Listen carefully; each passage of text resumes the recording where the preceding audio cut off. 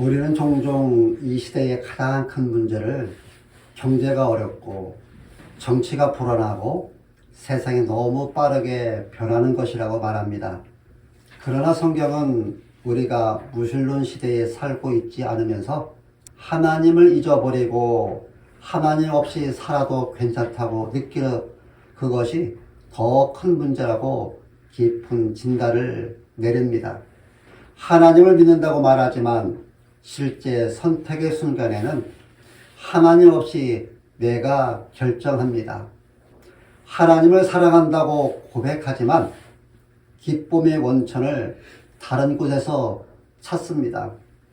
하나님을 예배하지만 마음의 중심은 세상 것에 빼앗긴 상태에 잠겨 있습니다. 하나님이 자신들에게 중요하다고 말은 하지만 실상은 옵션 정도로밖에 생각하지 않고요. 하나님을 위로자라고 말하지만 만족으로 삼지 않습니다. 이것이 이 시대의 영적 특징입니다.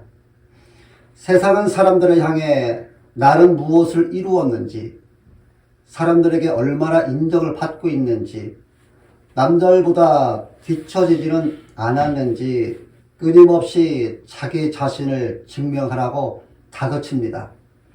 그래서 사람들이 내게 해놓은 것이 나를 증명하고 내가 소유한 것으로 나를 설명하라고 부단히 애를 쓰며 살아가지만 이 구조 안에는 절대 안식이 없다는 것이 문제입니다. 왜냐하면 조금만 실패해도 무너지고요. 조금만 뒤쳐져도 자신을 미워하게 되기 때문입니다. 성도 여러분, 이것은 단지 세상 사람들만의 이야기가 아닙니다. 교회 안에서도 신앙이 기쁨이 아니라 부담이 되고 예배가 안식이 아니라 의무가 되고 하나님이 만족이 아니라 도움수단이 되는 순간들이 점점 늘어가고 있습니다.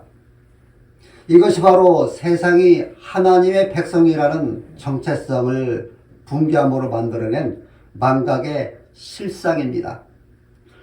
여러분, 성경 신명기 전체를 관통하는 단어가 무엇인지 아십니까? 그것은 기억하라입니다. 이스라엘은 하나님을 몰라서 망한 것이 아니라 그들은 하나님을 잊었기 때문에 무너졌습니다. 만나를 먹으면서도 잊었고 홍해를 건너고도 잊었고 가나안을 앞에 두고도 하나님을 잊었습니다. 왜냐하면 인간의 마음은 그냥 두면 하나님이 아닌 다른 기쁨의 대상을 반드시 찾아가기 때문입니다. 그래서 하나님은 끊임없이 네가 어디서 나왔는지, 누가 너를 여기까지 데려왔는지를 기억하라고 말씀하십니다.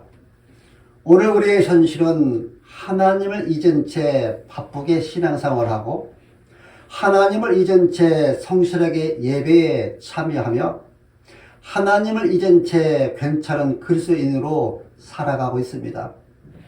그러나 하나님을 잊은 채 살아가는 결과는 영혼이 피로하고 기쁨이 사라지며 확신이 흔들리고 작은 일에도 쉽게 무너집니다. 그렇다면 여기서 우리 자신에게 이런 질문을 던져야 합니다. 내가 다시 살아나려면 무엇을 회복해야 할까? 나의 무너진 신앙을 다시 세우는 출발점은 어디일까? 하나님께서 우리의 이 질문에 본문 말씀을 통하여 이렇게 분명하게 대답하십니다. 너희가 누구인지 기억하라. 하나님께서 이스라엘에게 그리고 오늘 우리에게 이렇게 자신들의 정체성을 다시 가르치시는지 이제 본문 속으로 들어가 보도록 하겠습니다. 여러분, 사람은 언제 무너집니까? 우리는 흔히 죄 때문이라고 말합니다. 환경 때문이라고 말합니다. 그러나 성경은 하나님을 잊을 때 무너진다고 분명하게 말합니다. 왜냐하면 인간의 영혼은 하나님을 기억하도록 창조되었기 때문입니다. 만일 우리에게서 하나님을 향한 기억이 사라지거나 하나님을 향한 기쁨이 사라질 때 우리는 하나님이 아닌 우상을 찾아 나서고 그것을 숭배합니다. 신명기 7장은 가나안 입성을 앞둔 이스라엘에게 주어진 말씀입니다. 그러나 더 깊이 살펴보면 이것은 인간의 마음을 향한 하나님의 해부입니다. 오늘 하나님은 우리에게 너는 무엇으로 기뻐하고 있느냐? 그리고 그 기쁨이 어디서 나왔는지를 기억하고 있느냐고 묻고 계십니다. 본문 6절을 이렇게 시작합니다. 너는 여호와 네 하나님의 성민이라. 이 말씀은 이스라엘에게 거룩해져라 라고 말씀하시기 전에 먼저 너는 이미 나의 것이다 라고 선포하신 것입니다. 이스라엘은 세상에서 가장 강한 민족이 아니었습니다. 그러나 하나님께서 가장 가까운 민족이었습니다. 성민이라는 단어는 구별되이 하나님께 바쳐진 백성이라는 뜻입니다. 즉 이스라엘은 천하 만민 가운데에서 특별히 구별되어 거룩하신 하나님의 소유로 바쳐진 거룩한 백성이라는 의미입니다.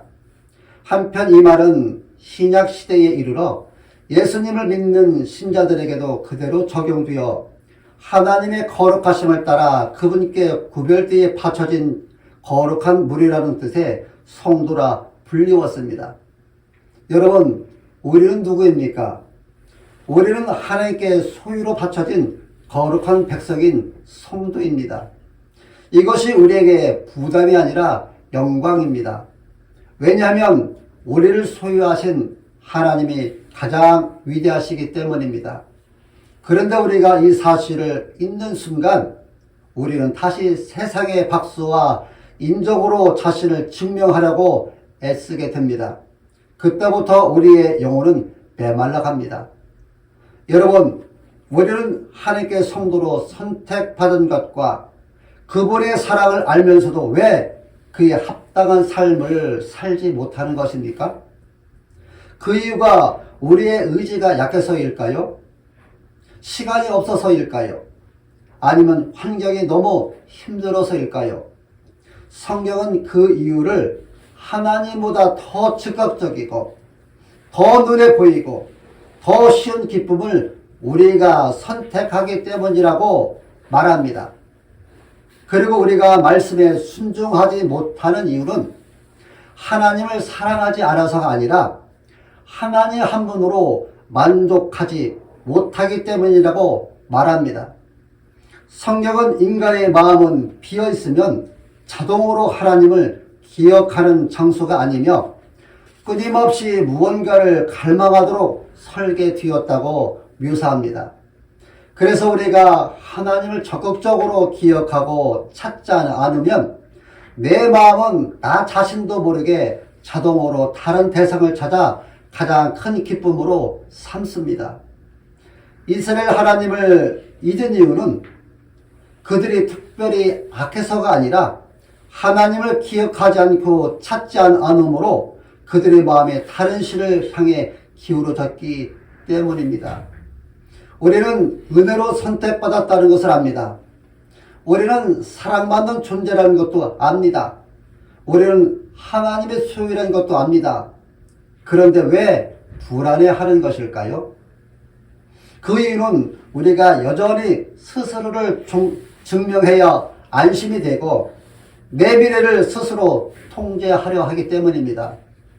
하나님은 나를 구원하셨지만 이제 내 인생은 내가 책임져야 한다는 이 생각이 바로 복음을 무력화시키는 가장 정교한 거짓말입니다. 이 순간부터 하나님은 구원자는 되시지만 만족은 되지 않으시고 주인은 되시지만 기쁨의 중심에서 밀려나십니다. 사랑하는 성도 여러분들이요, 우리가 하나님을 가장 큰 기쁨으로 선택하지 않으면 우리는 하나님의 거룩한 선택에 합당하게 살지 못하게 됩니다. 그래서 우리는 늘 불안하고 쉽게 흔들리고 작은 위기 앞에서도 무너집니다. 그렇다면 우리의 이 깊은 딜레마를 어떻게 해결할 수 있을까요? 우리의 마음을 기쁨과 만족과 평안으로 바꿀 수 있는 것은 결심으로 되는 것이 아니고 나는 하나님께 은혜로 선택되었고 사랑을 받은 하나님의 성민이다라는 것을 잊지 않고 기억할 때 해결될 수 있습니다. 예수님은 신명기 7장에 성취자로 오셨습니다. 이스라엘은 선택받았으나 실패했고 예수님은 선택받은 아들로 오셔서 아버지를 신뢰함으로 광야에서 이스라엘이 실패했던 그 시험을 모두 통과하셨고 완전한 순종으로 승리하셨습니다. 여러분, 우리는 십자가 앞에서 나는 구원받을 이유가 없었다. 그러나 하나님은 나를 사랑하셨다. 이 사실을 고백해야 합니다. 이 고백이 우리의 교만을 무너뜨리고 우리의 불안을 제거합니다. 십자가는 하나님이 우리를 도와주시는 분임을 넘어서 우리 자신을 위하여 독생자 그리스도를 내어주신 하나님 아버지의 말로 표현할 수 없는 사랑을 보여줍니다. 성도 여러분, 우리에게 이러한 더 큰 기쁨의 근거는 없습니다. 그래서 우리는 십자가를 볼 때마다 주 예수보다 더 귀한 것은 없네, 이 세상 부귀와 바꿀 수 없네 라고 우리가 고백해야 합니다. 십자가는 오늘도 우리에게 나보다 더 큰 기쁨은 없다라고 말합니다. 우리는 하나님을 자주 잊었습니다. 그러나 예수님은 아버지를 잊지 않으셨습니다. 우리는 언약을 깨뜨렸지만 예수님은 언약을 성취하셨습니다. 십자가 앞에서 하나님께서 우리에게 이제 너도 나를 위해 뭔가 해보라 이렇게 말씀하지 않으십니다. 하나님은 내가 이미 너를 위해 모든 것을 했다고 말씀하십니다. 우리는 선택받은 백성답게 우리가 살지 못하고 불순종했지만 예수님은 선택받은 아들로 끝까지 순종하셨습니다. 그래서 십자가는 이제 너희는 내 안에 하나님의 소유다라고 선언합니다. 여러분, 우리는 사랑받기 위해 사는 사람이 아니라 이미 사랑받았기 때문에 구별된 성도답게 다르게 사는 사람이어야 합니다. 사랑하는 성도 여러분들이요, 믿음이란 더 열심히 하겠다는 다짐이 아니라 인생의 중심을 나에게서 하나님께로, 성취해서 하나님의 은혜로, 불안해서 하나님을 신뢰하는 것으로 옮기는 사건입니다. 그러므로 믿는다는 것은 삶의 속도를 바꾸는 것이 아니라 삶의 방향을 하나님을 향하도록 바꾸는 것입니다. 믿음의 삶은 무언가를 더 얻는 삶이 아니라 무언가를 내려놓는 삶입니다. 그 내려놓음은 하나님보다 더 커 보이고 하나님보다 더 쉽게 얻을 수 있어 보이고 하나님보다 더 안정적으로 보이는 것들입니다. 우리는 하나님 말씀에 순종하는 것을 벌을 피하기 위한 행위가 아니라 하나님에 대한 사랑에 대한 자연스러운 반응으로 다시 정의해야 합니다. 사랑받는 아이가 부모님의 말씀을 억지로 듣지 않듯이 사랑받는 성도는 마지못해 거룩을 선택하지 않습니다. 거룩은 기쁨에서 흘러나옵니다. 그래서 우리는 죄와 싸웁니다. 천국에 가기 위해서가 아니라 이미 하나님의 소유이기 때문에 우리는 더 작은 기쁨을 내려놓는 연습을 합니다. 여러분, 신앙은 자동으로 유지되지 않습니다. 기억은 성도들의 의지적인 영적 행위입니다.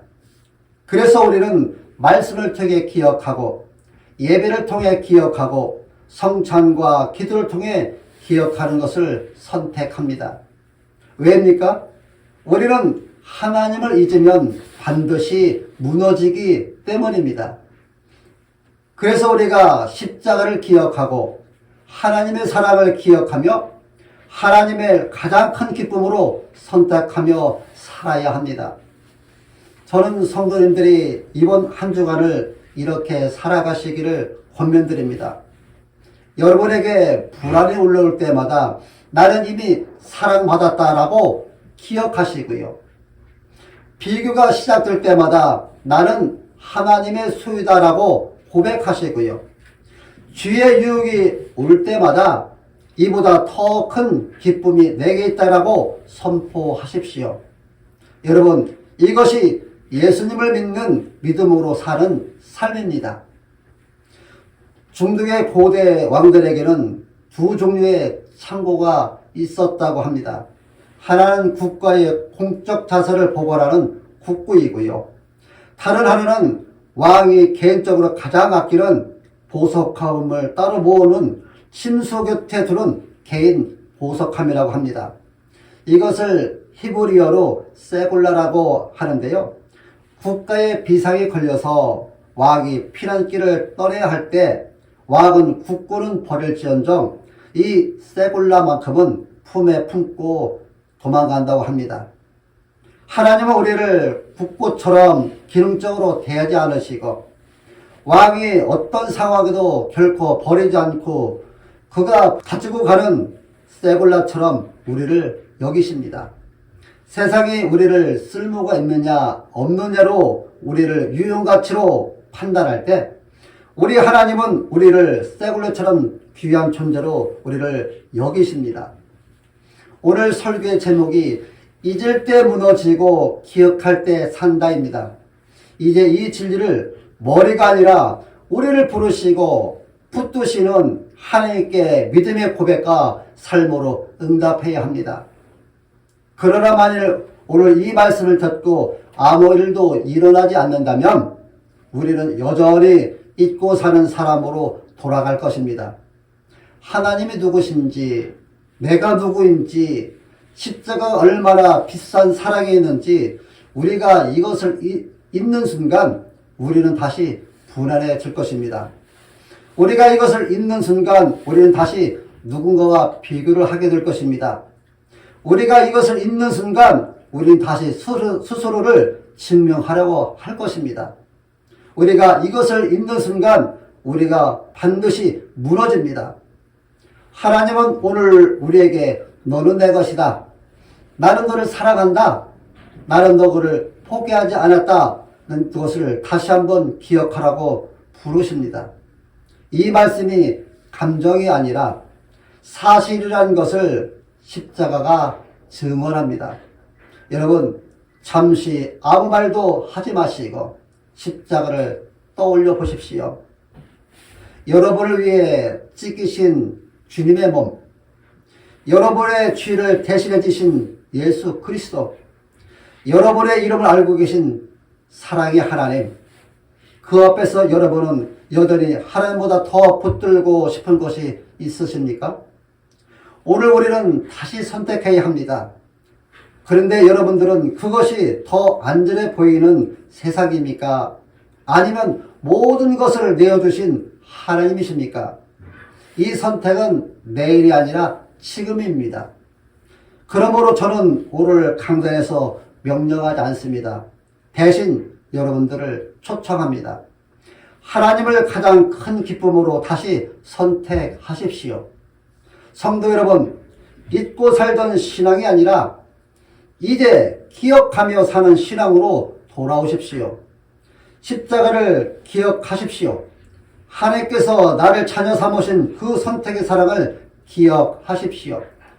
오늘 이 예배를 마치고 교회 문을 나설 때 모든 문제가 사라지지는 않을 것입니다. 그러나 성령님이 여러분의 마음 한가운데 깨닫게 하시는 울림을 느끼실 것입니다. 하나님은 자신의 전능하심을 드러나기 위해 연약한 자를 기뻐 사용하십니다. 우리가 은혜를 잊는 순간 우리는 두 가지 길 중 하나로 갑니다. 그것은 잘 되면 교만해지고 안 되면 절망합니다. 그러나 은혜를 기억하면 잘 될 때는 감사하고 안 될 때는 소망합니다. 하나님은 우리를 사랑하셨기 때문에 우리를 선택한 것이 아니라 우리를 선택하셨기 때문에 끝까지 우리를 사랑하십니다. 그리고 그 사랑의 절정이 바로 그리스도의 십자가입니다. 사탄의 전략은 단순합니다. 하나님을 작아 보이게 만들고 세상을 크게 보이게 만드는 것입니다. 그로 말미암아 하나님이 얼마나 만족스러운 분이신지를 잊게 만듭니다. 성도 여러분, 우리는 하나님께서 가장 값비싼 대가로 산 존재들입니다. 신앙은 버텨내는 것이 아니라 더 큰 기쁨의 주님을 붙드는 것입니다. 우리에게 하나님의 아들 예수께서 십자가에 흘리신 피보다 더 비싼 것은 없습니다. 하나님은 우리의 가장 깊은 만족이시고 그 은혜로 우리는 여기까지 왔습니다. 십자가는 하나님의 그 사랑이 식지 않았다는 영원한 증거입니다. 그러므로 이 사실을 기억하는 것은 오늘을 사는 힘이고 내일을 견디는 능력입니다. 그래서 기억은 의무가 아니라 생존입니다. 여러분, 우리가 말씀을 들은 것으로 끝내지 말고 나는 어디에 속한 사람인지, 누구의 사랑을 받는 사람인지, 무엇을 위해 살아야 하는 사람인지 입술과 마음으로 응답하시기 바랍니다. 잊을 때 무너지고 기억할 때 산다. 이 한 문장만 부디 가슴에 새기시고 돌아가시길 바랍니다. 오늘 우리가 여호와 하나님을 기억할 때 하나님은 다시 우리를 살게 하실 것입니다. 하나님은 여러분의 짐이 아니라 기쁨이 되기를 원하십니다. 하나님은 여러분의 마지막 선택지가 아니라 첫 번째 만족이 되기를 원하십니다. 그러므로 오늘 이 자리에서 하나님보다 더 크다고 여기고 하나님보다 더 빠르다고 생각하며 하나님보다 더 기쁘다고 착각하는 그 모든 것들을 내려놓고 지금부터 하나님을 다시 가장 귀한 분으로 모시겠다고 결단하시길 바랍니다. 이제 제가 선포하겠습니다. 이 시간 믿음으로 여러분 마음에 새기십시오. 하나님은 나의 기업이시다. 하나님은 나의 만족이시다. 하나님은 나의 생명이시다. 이 고백을 붙드는 자는 환경에 무너지지 않을 것이고 상황에 지배당하지 않을 것이며 끝까지 믿음 안에 서게 될 것입니다. 성도 여러분, 세상은 여러분에게 더 증명하라, 더 가져오라 다그칩니다. 그래서 우리는 자주 무너집니다. 하지만 오늘 하나님은 말씀하십니다. 네가 찾기 때문에 내가 너를 택했다. 내가 너를 사랑하기로 작정했다. 만일 우리가 이 약속을 잊을 때는 우리는 세상의 종으로 무너지지만 이 사랑을 기억할 때는 우리는 하나님의 자녀로 다시 삽니다. 이번 한 주 여러분의 어떠함이 아니라 하나님의 신실하심을 기억하십시오. 기억하는 자는 반드시 승리합니다. 사랑하는 성도들이여, 잊을 때는 무너지고 기억할 때는 삽니다. 이번 주 거울을 볼 때마다 자신에게 이렇게 선포하십시오. 나는 하나님의 새글라다. 나는 하나님의 보물이다. 하나님은 나를 사랑하시기로 작정하셨다. 오늘 여러분이 다시 하나님을 기억하는 것을 주님께서 기뻐하시며 여러분의 인생의 가장 큰 기쁨으로 항상 함께하여 주시기를 간구하며 예수님의 이름으로 축원합니다.